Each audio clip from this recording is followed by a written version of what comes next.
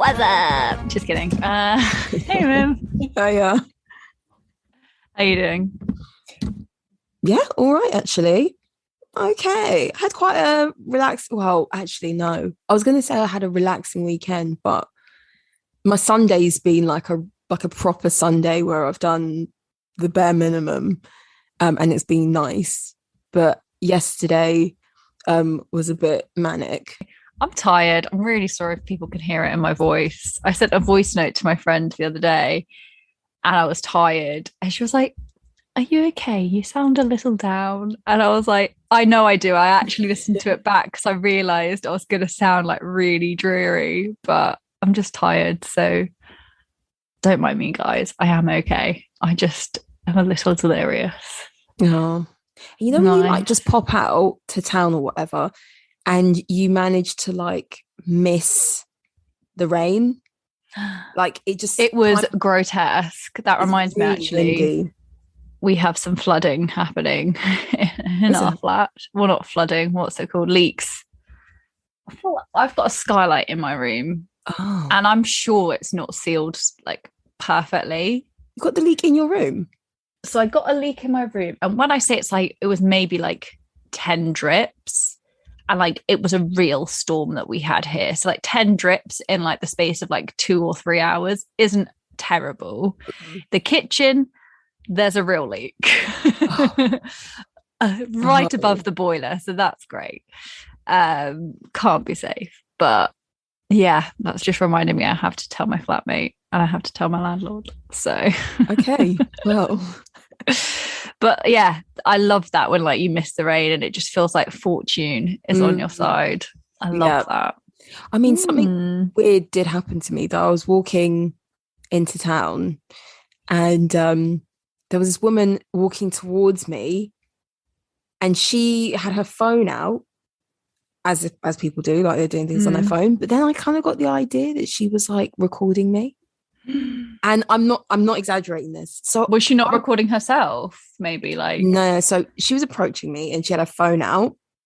And you know when someone walks past you, she had her phone like kind of tilted towards me, and I turned back, no word of a lie, and she was like this. She like. Were you wearing a good outfit? Well, she thought so. I was wearing my hat, so maybe she was like, maybe, yeah. I was so close to being like, oi, you delete whatever you've like taken, but I didn't in the end. And then as I was walking on, I was like, fuck, I should have. Like, who does that? You know what?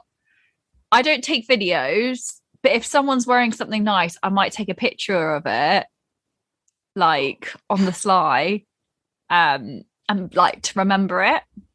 I understand that crossed my mind, but I still thought it was dodgy. Probably like not the right thing to do, but no, you should just stop people and be like, oh my god, I love your blah blah, where'd you get it from? Yeah Other than that, it wasn't a good out. It was just like I was wearing my trackies and like a turtleneck jumper and my hat. She just might have thought that you looked chic. It's creepy behavior. Or maybe you're about to become a viral TikTok. Yeah. Oh my god, I love TikTok, but I really don't want to go viral on TikTok. No, and it doesn't last long. Like there's something new always coming on TikTok. Yeah.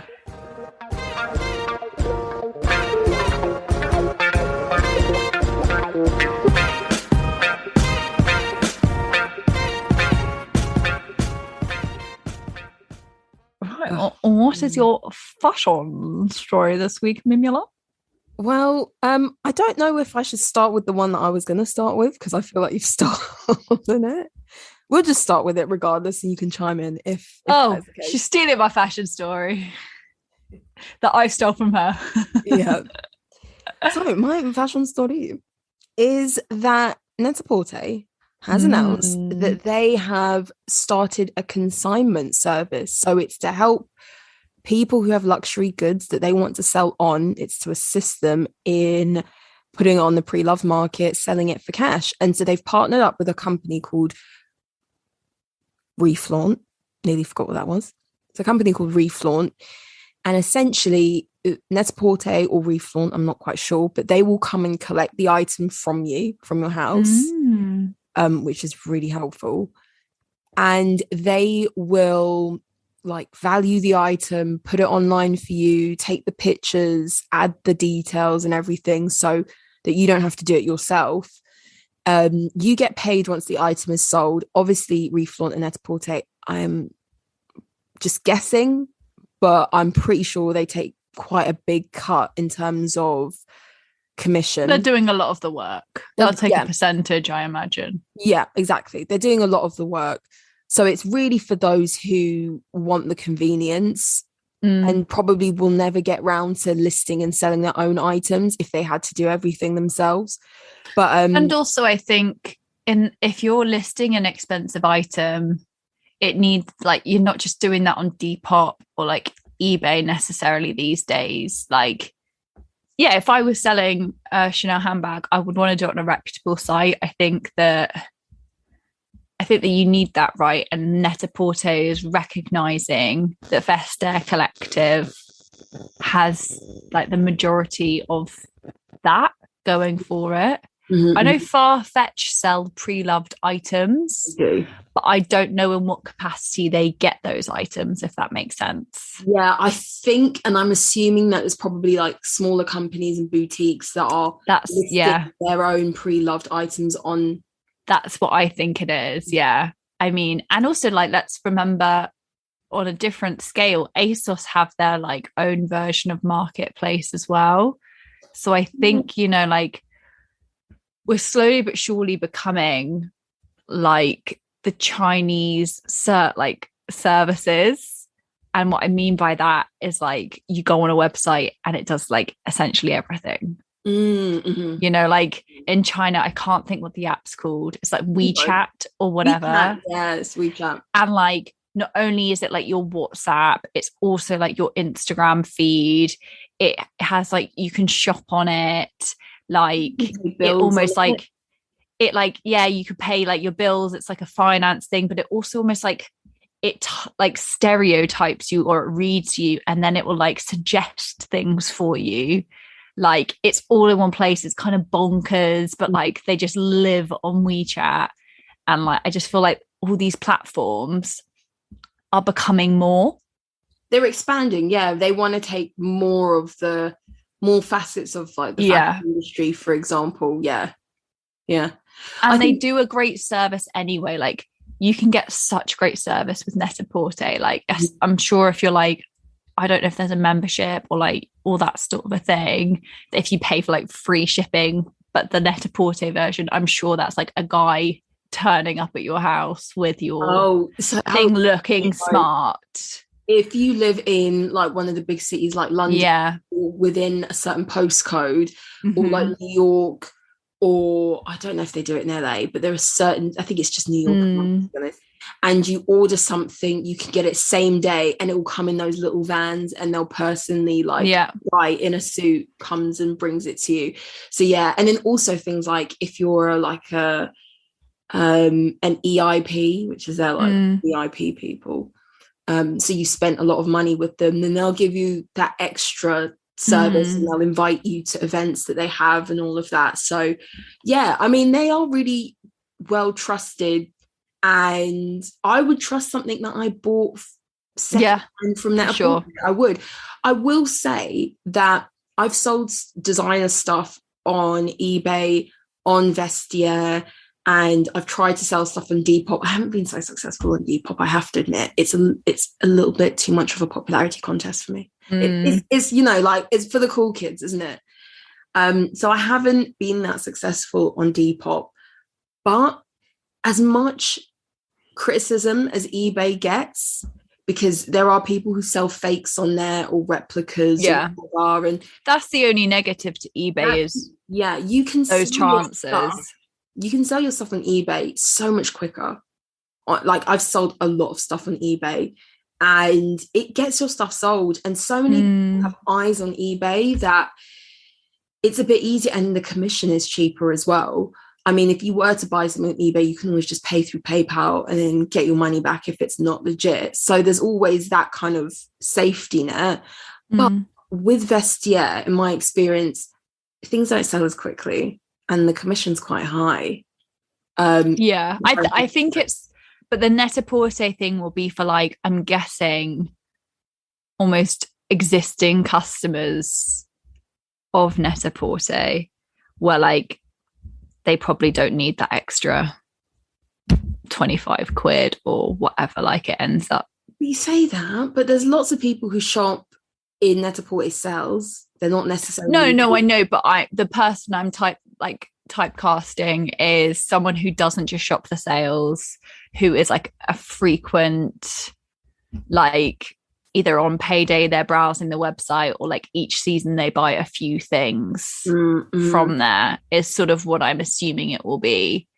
I think that's a good point. I think they are probably targeting those who have so much money, they have so more much elite stuff, yeah, they will probably never be bothered to get round to the idea of selling stuff on that they no longer use. It's just sitting in their wardrobe, and they have so much money sitting in their wardrobe essentially that they'll just be like, yeah, I want to sell it, but it's too much hassle. I think, yeah, definitely, like Net-a-Porter will definitely appeal to them, and you don't even have to post your stuff. They pick it up for you. Whereas Vestiaire, I think the idea of the pictures, I know it sounds really silly, but like more as a customer of a secondhand bag, I would be grateful for professional photography. Yeah. Than like someone's like, however well lit my flat might be, it's not a photography studio. Yeah. You know? Yeah, for sure. Yeah. No. Watch this space. I wonder like what sort of the mass reaction will be. I think, I'm hoping that you could probably go on this reflaunt site, Net-a-Porter reflaunt, whatever, and see some really interesting pieces in some pretty good condition. Because as you said, it's people who's just worn stuff once or twice. They don't need to. Yeah. I'm hoping it's a different caliber, but then with that comes higher price tags as well. Sometimes you just want to bargain. So it'd be interesting. And yeah, as you said, you're right. It does signal the fact that much more of the industry are willing. They don't want to miss out on this resale, pre-loved market. There's way too much money to be made in it. Yeah. Yeah, and maybe it's also like them recognizing, and obviously they don't sell Chanel or Net-a-Porter, so I also wonder if it will only be brands that they sell or all of that kind of a thing.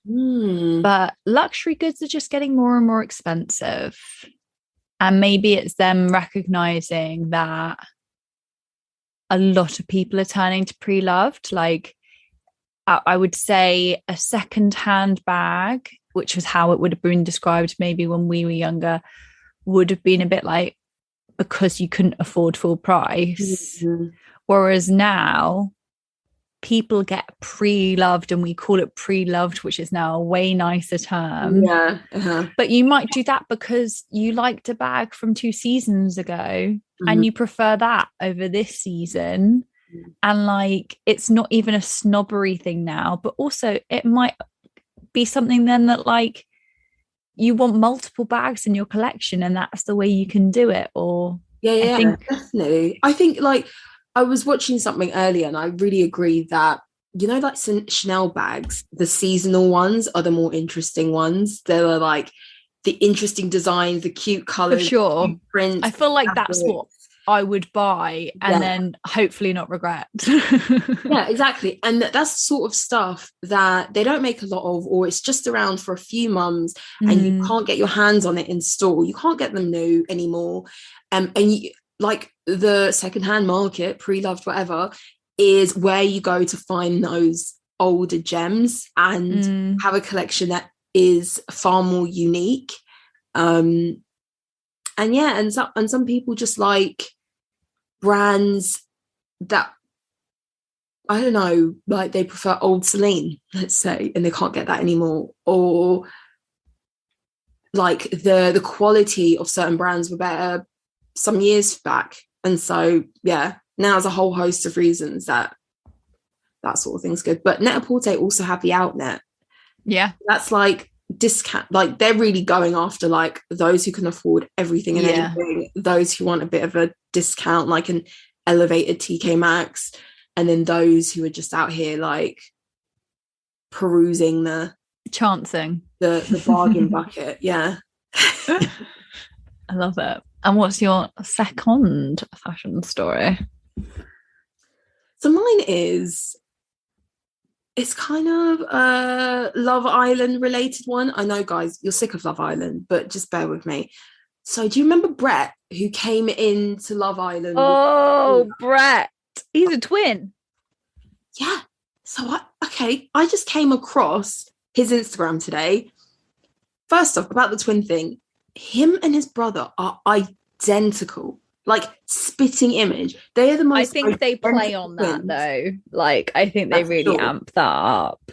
For sure, but some identical twins don't look as identical as them. I was taken aback. But like, at what point are you still getting the same haircut, you know, and like all of that stuff, like grooming yourself the exact same way as your identical twin? Like, it should not be into your late 20s. Really? Is there a problem with it though?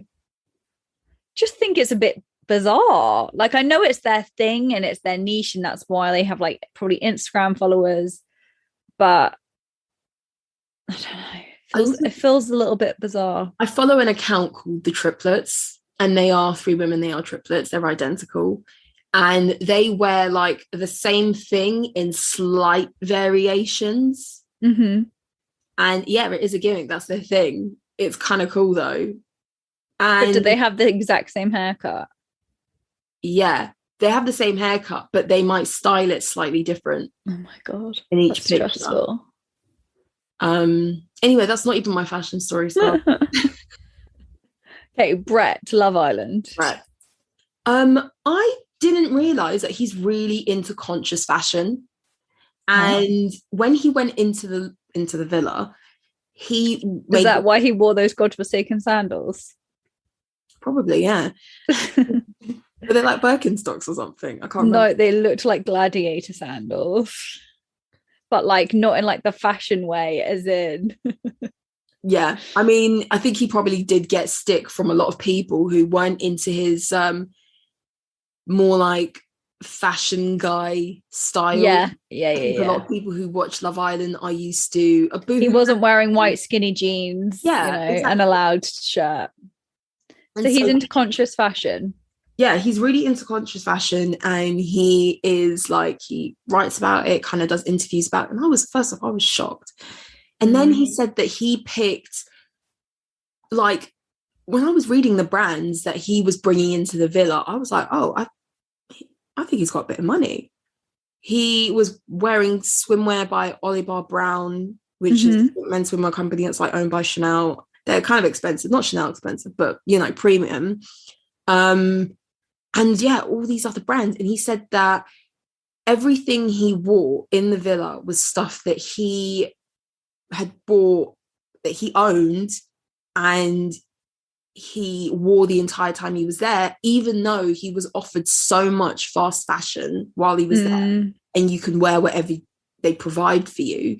He didn't the whole time. And so he literally... I mean, he was only in 2 days. He wasn't in there long. That is true. But he packed for like the 4 weeks. Yeah. Essentially. And while he was there, he was saying that he spoke to the other islanders, and some of them just were a bit clueless into the whole fast fashion thing. For sure. And I know it sounds ignorant of me, but I would have thought people in their 20s nowadays would at least be conscious of what fast fashion is. Yeah. I think it's an ignorance though. Like, they welcome that ignorance.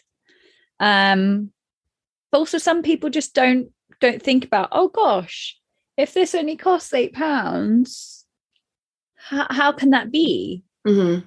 You know, because I guess some people just want either lots of things, or because they don't have money to spend more than £8, they're just glad that there's something available for £8. I don't know. But I think it's probably more the first one of like, it's a gluttonous thing that we're now in. The like I'm imagining the girls' suitcases were filled with like 40 dresses from insert fast fashion website name, and like all their bikinis, like not one of them would last like more than a summer, probably, that kind of a thing. And like they probably don't think twice about it because they just care about looking good. And I don't mean that as a put down. I just think that they don't think further than I like it, or I look nice in that. Yeah, I think that there's a lot of there's a high expectation to look glamorous and different every day when you're in, and there's an expectation to look a certain way, to be styled in a certain way, and if you branch out of that even slightly, then you're deemed as like, what are those, you know, like on your feet, like, look at those sandals, sort of thing. And I think also it's beneficial, right, to wear the clothes that are being offered to you, because those are the brand deals you might get on the outside. Like, not to bring up Miss Molly May, but like the reality is, I know we like put down the Pretty Little thing, but like she's not going to have one like a brand deal with like And Other Stories, is she? Like, it is going to be something that's kind of like in the vein of Love Island, as much as she tries to negate it or whatever. It's going to have to be in that realm. Yeah, you're right. In him denying the clothes that are being offered to him, he is denying brand sponsorship. He's saying that I don't align myself with you guys. I don't represent your brand, and which is and so on and so forth. Really interesting and such great integrity. And I kind of, my hope is that more people are like that on Love Island. But then I think the difference is, I think that girl who was gorgeous at the start, who left on like the first day, was probably like not like that, but she was a bit different. She wasn't just like, hey, I like to snug boys for fun, like as her bio. And then like the nurse girl towards the end that was with Brett, like I think if you have people who are slightly different, it takes a very special person to still like stay in the game, because I think the game is designed for a particular type of person. Yeah, but I like that. I dig that. Go for Brett. Yeah. So just perusing his Instagram, I was impressed by the styling. Impeccable, I have to admit. Great dressing guy. So yeah, that's Brett Stannyland. I think that's how you say his surname. So go and check him out. But yeah, an interesting opinion on like TV's biggest show. Yeah. And yeah. So that's all from me. I like it.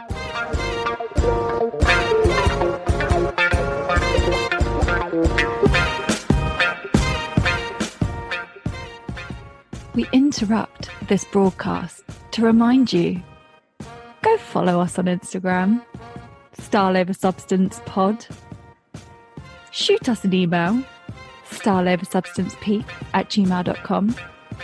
Find us on YouTube, find us on Twitter. We've got all the links on our Instagram. You know what to do.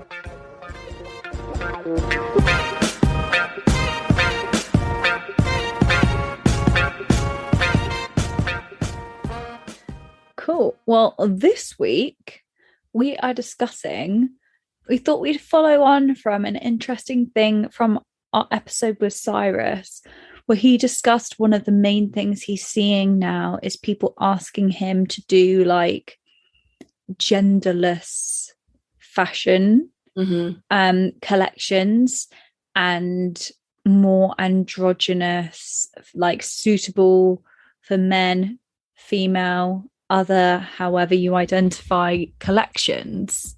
And so we thought it'd be interesting to talk about sort of genderless, androgynous fashion, whether that works in a world, because as Cyrus pointed out, the biggest problem with that is sizing.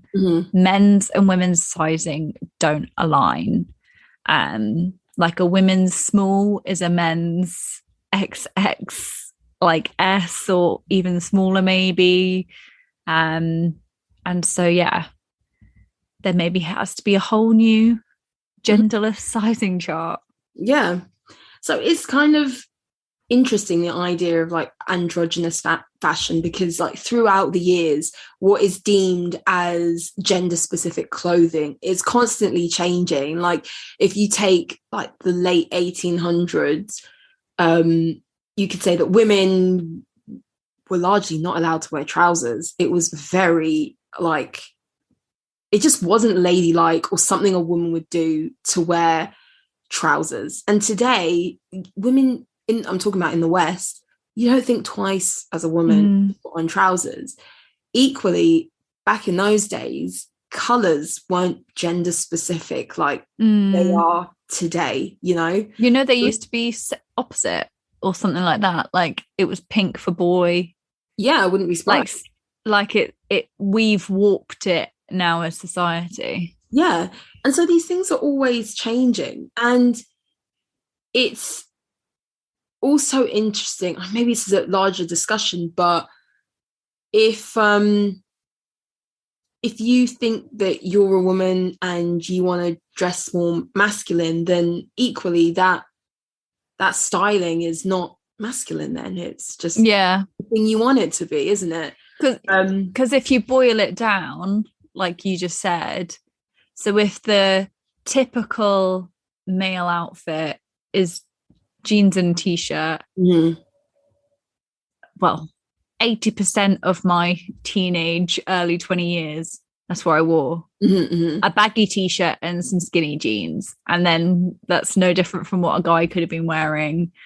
And yeah, I think it's an interesting one of like, I guess, how far you push it, right? But then also there are guys who want to wear skirts and or like tunics, like think of like a Yohji Yamamoto, like a Comme des Garçons kind of thing. That is way more sort of a cultural like reference in parts of the world like Japan. Like men might wear longer tops that look like tunics or dresses, and that kind of a thing. And in Scotland, men wear kilts. Yeah. And so if you think about like that sort of a thing, it's like we complicated it probably a little too much at times. Yeah, I think so. And I think it's the historic, right, of like a woman in a corseted dress and a man in like a three-piece suit. But we've blurred those lines now. And actually, I remember, I think it was Selfridges a few years ago, and I'm saying maybe like at least 5 years ago, made like their floors not male or female fashion, but they just made it fashion. Yeah, so like brands, so like in the brands it was so it was just brands, so that like it wasn't to sort of make a guy who wanted to buy a dress feel uncomfortable or a woman in a men's section feel uncomfortable. But as someone who also used to shop quite a lot in like Top Man for my baggy t-shirts, I didn't feel uncomfortable doing that. But I also think there is more of a societal acceptance of me buying a guy's top than there is for a guy to buy a girl's top. I think all this begs the question, is the term androgynous and genderless fashion even needed? I mean, when we take the idea of fashion is always changing and what we consider to be of a specific gender is constantly changing, and then you put into the mix the idea of sizing, just I might want to dress more masculine, but I'm a 5'2" woman. I would have to buy within the women's department to get the leg length and the proportions right in my clothing. I can still style it masculine in a way, but I'm still restricted to some extent within my gendered clothing choices. Do you know what I mean? And then we factor in like we buy more and more of our stuff online. I mean, we have the pleasure of like picking and choosing from anywhere, whether it's the gendered sites or gendered brands or whatever. Do we need the labels of it's an androgynous collection, it's a genderless collection, when in society now it's more acceptable. If you want to wear the woman's shirt, you could just walk and buy it, because the person at the counter doesn't even know if it's for you or someone else. There's less of that like glare at the till, like this for you.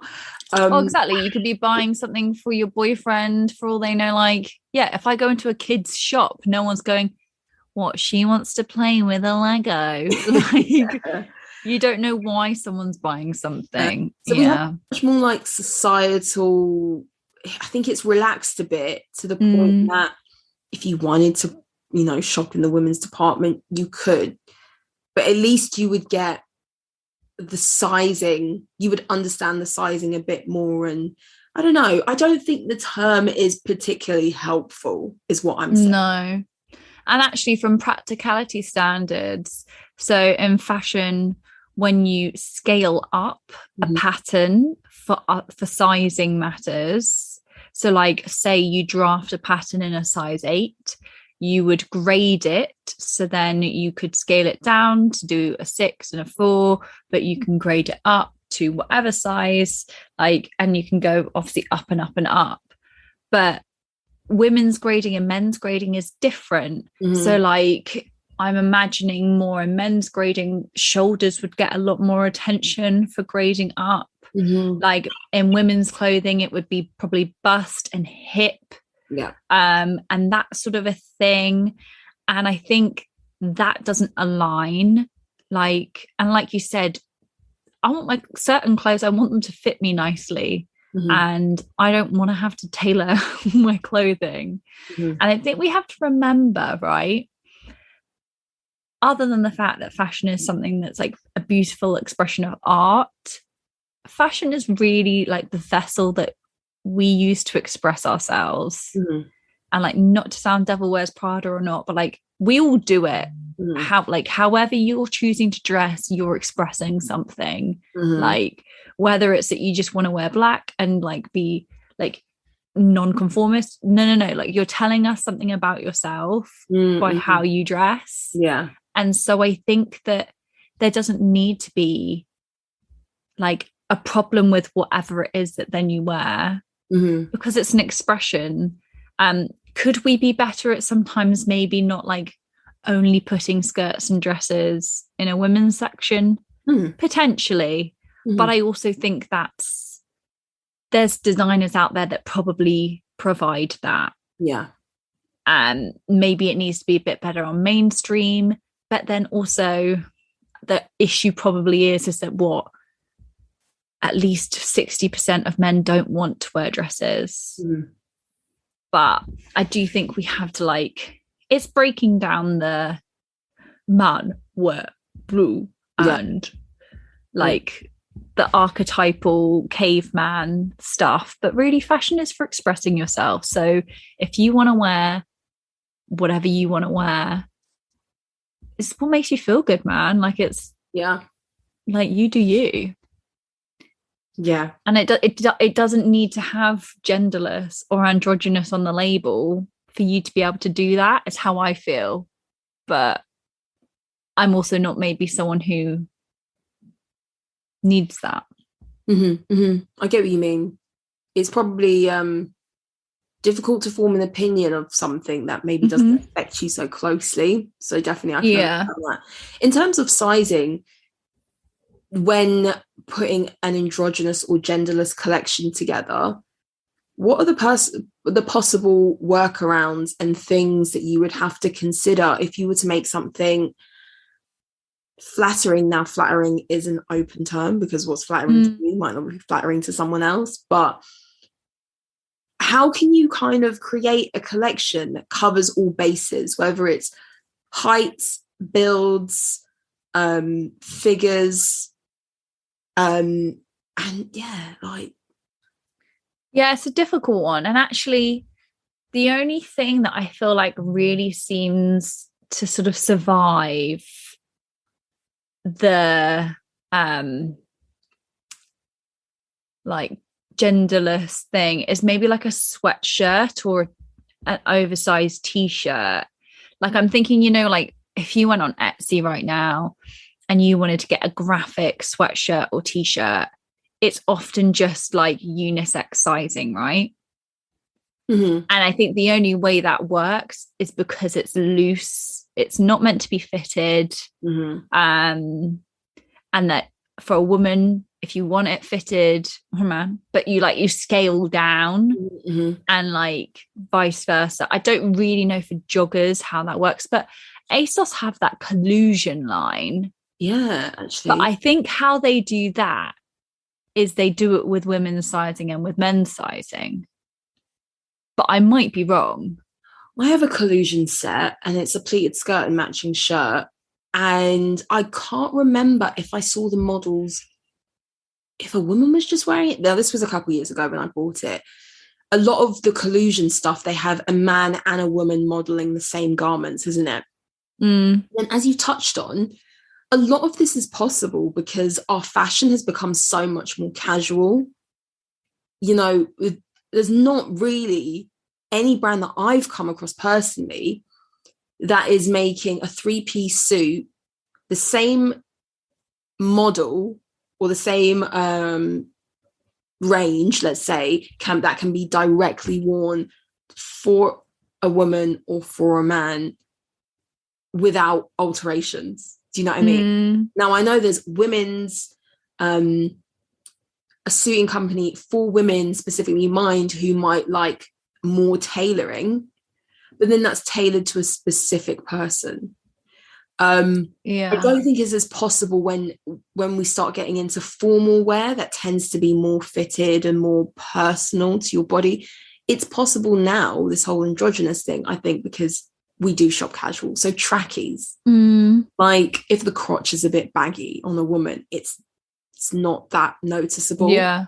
But also if it came and it was like that, you could just send off for the next size down, or roll the waist up or the leg up or something. You can kind of style it out as well.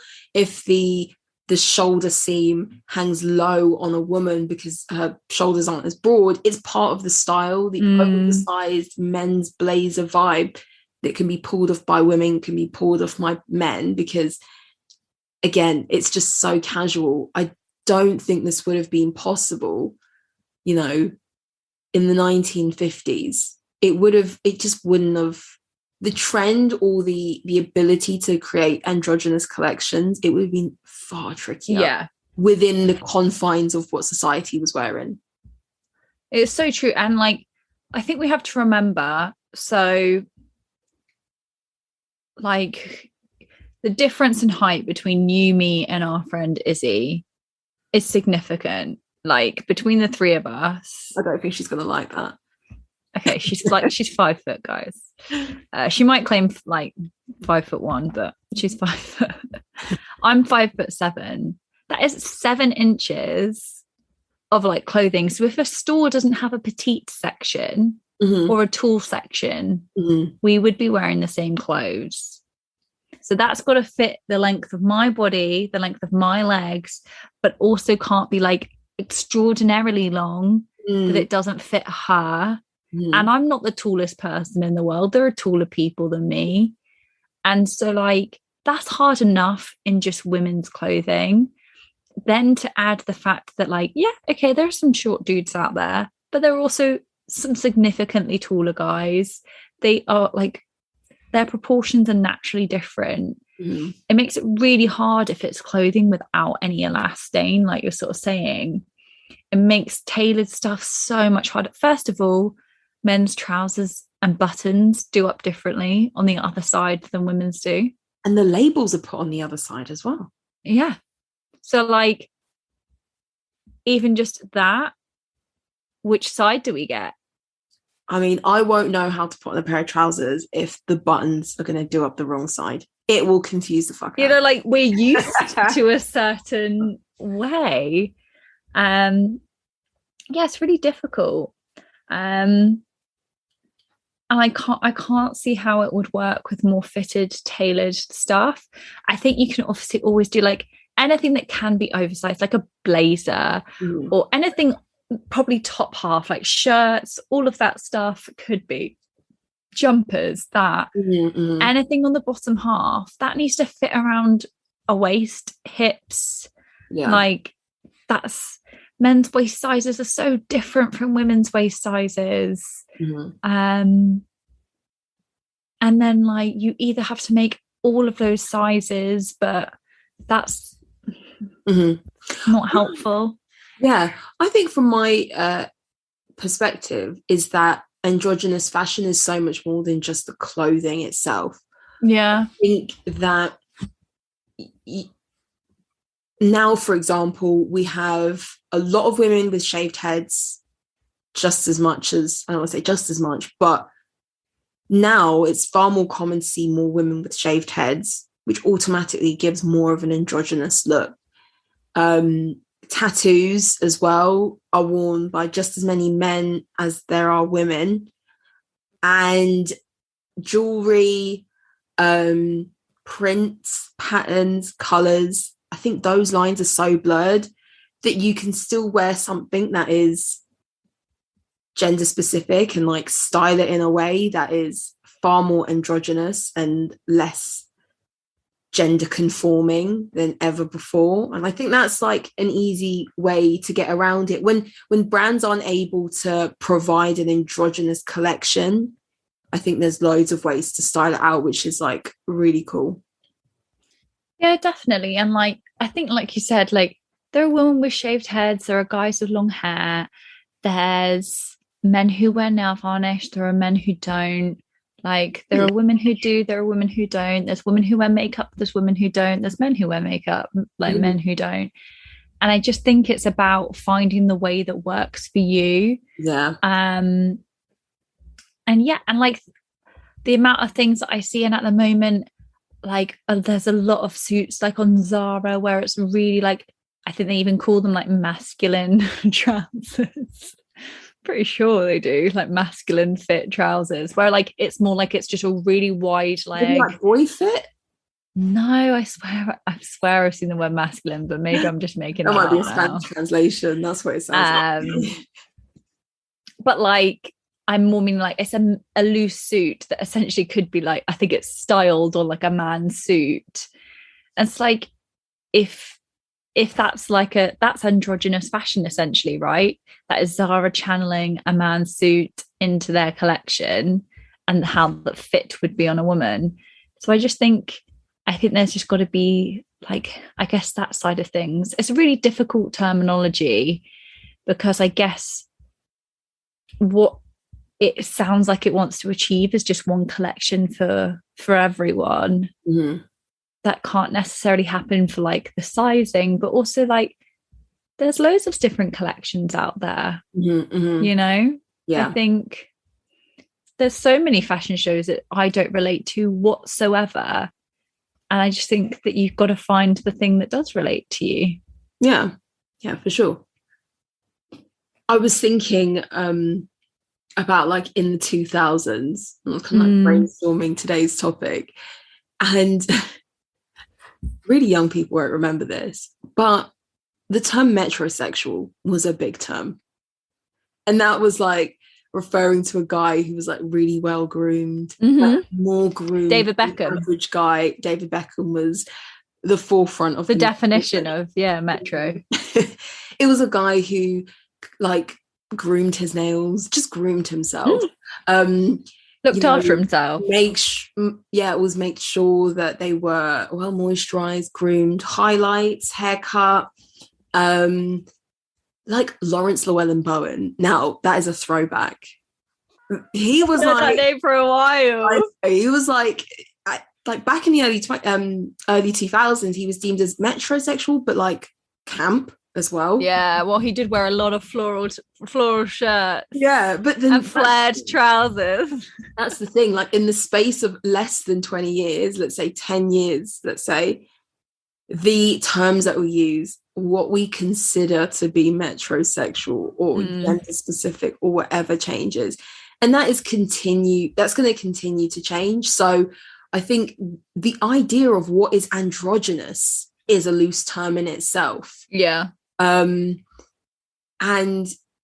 yeah, it's a really interesting one. but a complex Yeah, thing. that's so true. Because like, I feel like there was like 90s androgyny that would be like supermodels with maybe like short haircuts, like not much makeup on, and they would just wear like a really loose fitted suit. Like I'm thinking like a black suit and a white shirt type, like, or white t-shirt. And like they would just sort of walk around, they'd be super slim. But like that doesn't have to be androgynous. Like that's also just kind of fashion. Yeah. Yeah. And if you slightly change the fit of how that is it still androgynous because it's not then oversized? If you make that a fitted white t-shirt and a fitted blazer and a fitted like trouser, then it's not androgynous at all. So I think it's almost like it's our perception of how like it's worn or something like that. Like for women, it's almost androgyny is like hiding the body. Yeah. Like hiding your femininity or like the things that would show that you're a woman. But I don't, yeah. For a man, it would be highlighting the body, maybe tighter clothing. Yeah. Which shows off all of your shape in that sense. But I think the idea of like non-gender specific clothing, when I think of it sometimes, it's so tied to the idea of like futurism. A lot of the programs and films and stories that are told, and they're set in the future, and it's almost like in the future we'll all wear a uniform that is simple, that can be worn by men and women. And that's kind of one aspect of androgyny that I think of. Like if you've seen Black Mirror, then those are some of the imagery that we use to signal the future. It's yeah, definitely. And like there's definitely room for improvement, and there's definitely, I think in the future there'll be way more middle ground, you know, like maybe there does need to be more of a middle ground. And especially because, like we said, I'm really aware that this isn't something I feel necessarily the need for, but I understand there's a real space where there's probably is a real need for it. Yeah. So I think there needs to be like a middle ground, right? Especially with how like more aware we are of how people identify themselves. I think that we're probably going to have to be increasingly aware that we can't have a men's and women's fashion week only. You know, like I just think that the only way you can make people feel included or seen by the way they identify is to not just have the, like, now on a form, right? There will never just be the option of male or female. There will always be other, like, I prefer not to say, I identify as, like, there's more options. And I think that as time goes on, I wonder if there will become like an androgynous or like a genderless, unisex, whatever you want to call it. I'm sure there'll be a better terminology by then. Fashion week, or just fashion week. It'll just be fashion week. And I do think you have to identify certain things. Like I'm telling you right now, I do not want ASOS to remove men and women from the top and me not be able to like search. Yeah. Like just for women's stuff. Twice as much stuff, essentially. Yeah. It's already got a lot on that website. I do not need to be filtering through more stuff on that website. But yeah, I think maybe there just needs to be a space and there's a responsibility to make sure that there's that going on. I think could be a really interesting thing. And it sounds like a lot of younger designers want to do that. And maybe they recognize that. I think a lot of it is styling for me. I think that you have a collection and say these pieces are in women's sizing and it's really women's graded sizing. Yeah. But this is how it looks on a man. This is how it drops on a man. This is the look that it comes to. And if you're after that look, then get this women's size, blah, blah. Yeah. It's all in the styling and presenting your pieces in a way that will capture the attention of those who want to dress differently or outside of a norm potentially. And then it works on the other way. Like, this is these are men's shorts in a double XS, but this is how it's going to look if you're an average sized woman. It's going to look more like culottes, let's say. The waist is going to drop lower. And if that's the style that you're after, because that's perfectly fine, get a men's size, whatever. Yeah. I think that is a far more accurate way to shop it, is at least presenting the stuff in a multitudes of different options for your customer then to go, you know what, I would have never picked up that women's blouse, but it will look great on me as a man. Yeah, definitely. And actually, I think the great thing that the ASOS Collusion line has done is that, like you said, it advertises it. I'm pretty sure every like image of something collusion tends to have, or if you click on it, you see it on a male model and a female model. But in no way would I ever go, I can't buy that because a man might also, like, that's not a problem. And so, like, I think that collusion collection arrived without any furore, and it was just kind of like, yeah, this makes sense, or why hasn't this happened sooner? Yeah, I think it came at a time that people were already dressing like that. Do you know what I mean? Yeah. And I think it's so right. Like, I mean, look, Harry Styles, I'm sure half of his clothing is like a Gucci women's collection. Oh, like his blouses and stuff like that. So, like, I don't know. I think it's way more fashionable anyway. But I think, like you said, it becomes way more relatable when you can see like how to style it either way. Yeah. And I actually think that's maybe it'll be like that there'll be certain pieces in collections that can be that way adapted. Yeah, for sure. Interesting. I wonder if like the luxe fashion community are like thinking of that, if then it's there yet. In my like opinion, I don't think that's on their radar yet. But I wonder. I think that maybe there definitely are brands that are kind of like pushing the boundaries of gender.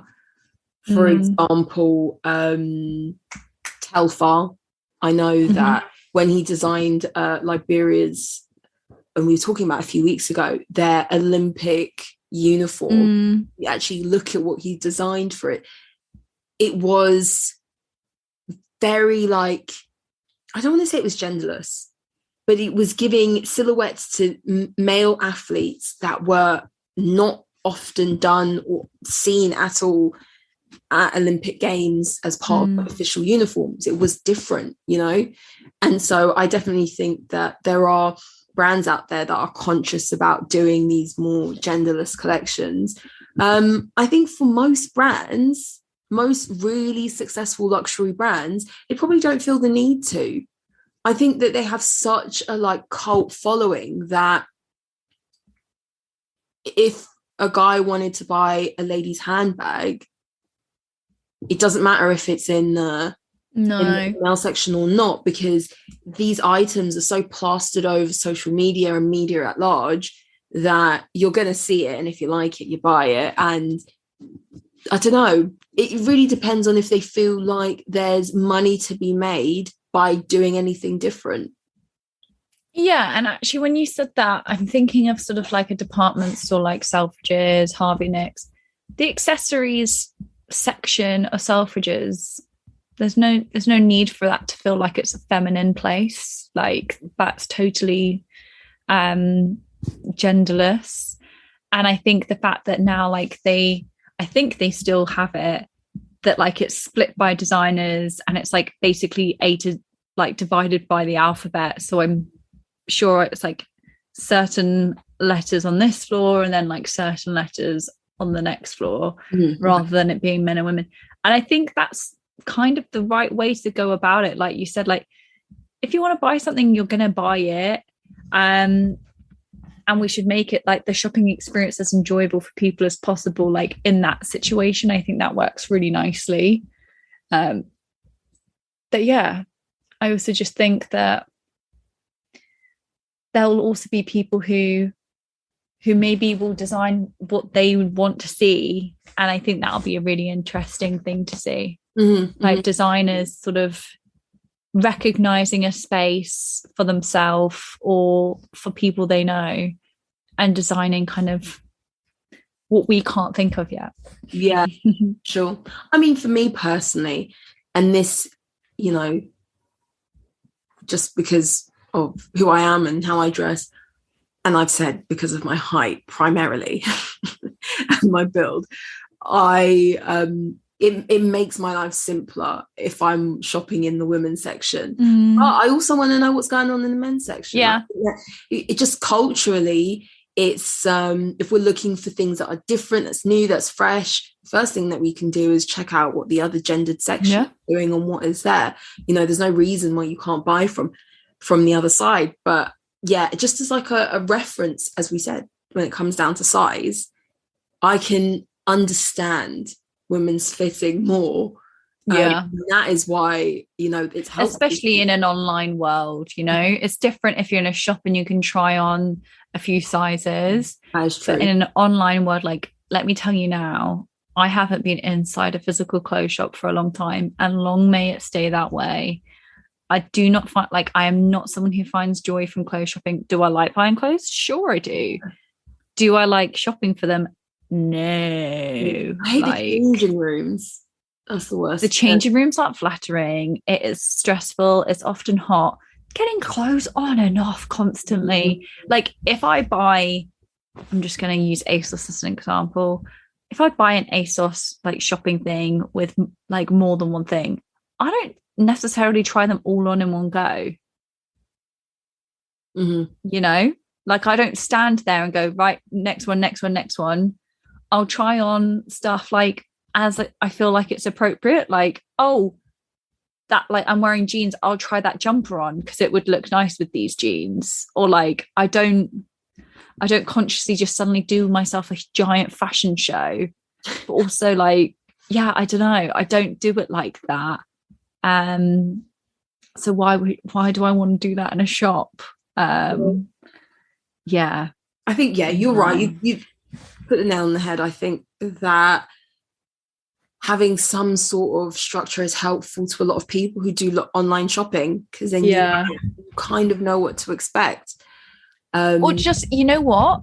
A size conversion chart, right? So like women all know, I mean, it's never easy to know what a small, medium, large is at certain places. No. That reminds me of Uniqlo. They're like that. Yeah. They've got like double XS to like triple XL. And you're like, well, this is a lot.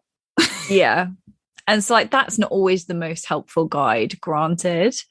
But we all know like roughly what our clothes size is. It might differ in certain establishments, but like we understand what the numerical system is. So I think there just almost needs to be like a size converter of like, but this would mean maybe everyone regulating their sizes. But then I guess not necessarily, if every brand did their own size converter or whatever. But that, yeah, in Reiss, if you like a men's size M is like a women's 14 or whatever it might be. And just like, then you know, and like they're just next to each other, like, and then you know. Well, yeah, you know when you can filter by size, then it will do the conversion for you. You're like, okay, I think we've cracked it. We have. You heard it here first. Trademark. We trademark. And then it would I would love to see this, you know, because like you said, actually, if I was looking for a really nice jumper and I couldn't find it in the women's section, I for sure would check like the men's section, you know, like when you know exactly what you're after, like even if it's just like a really nice black jumper. And that's just because I I'm too programmed, you know, I'm stuck in Yeah. the matrix, that I that I just stick to the women's section. But yeah, you're right. If you could just filter on your size and it would just bring up everything across the site, convert the size for you, and give you a fuller offering. Yeah. That's it. But then that does require us to recognize gendered sizing. I think that's the thing. I think you can't help that, right?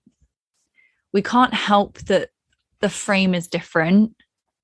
Like, it's a thing of science, it's a thing of biology. This is the way that we are programmed, is that we can't help that there is a distinct difference in frame sometimes not, but there is often a distinct difference in frame. Like you said, you're a petite lady, like my brother is 6'4". Like, there is no way you guys can have the same sizing like scale. The height of your brother's legs or something.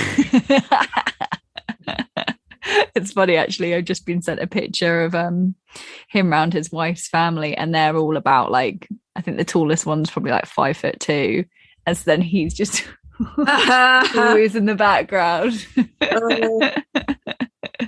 But yeah, there's unfortunately sort of science gets in the way of that. I don't know if that's science. Well, I guess it's biology, isn't it? There's a firm reason it unfortunately can't happen. And also, if then you want to change, I mean, men's sizing have numbers. If you want to make it small, medium, large, it's a harder realm. Yeah. Anyway, it's a interesting yet complex and such a personal decision in how you want things to fit and how you want to style them and how they make you feel. And there's no right and there's no wrong. Do you know what I mean? No, there's definitely not. And actually, you just got to feel nice in what you're wearing, right? Exactly. So what's our poll for this week? What is our poll? Oh, there's so many questions there could be. How much of your wardrobe is bought from your gender's area? Yeah. So, like, we could say like 50-50, 80-20, or just like 100%. Yeah. And see, like, if our listeners actually, you know, do dabble in both sides of the shop, both sides of the website. Both sides of the shop. Yeah, that's true. What's your percentage? I think mine's pretty much 100. It wouldn't have been when I was younger. It would have been maybe like a 80-20. But when, like, I don't dress particularly feminine all the time, but I can do that and still shop in the women's because of how trends are evolving. And so I have. And like, if I want something to be baggier than it's intended to be, I just get a larger size. A larger size. Yeah. We're just making revelations. Yeah. Left, right, and centre. Okay. That'll be our part, just to gauge where you lot are all buying your stuff from. Anything else you want to add, though? No, I think I've cracked it. So I'm ready for my Nobel Peace Prize. Well, thanks for listening, guys. It's been Style Over Substance. My name's Mim. And I'm Scarlett. We'll see you next week, guys. Ciao, Bellas. Bye-bye.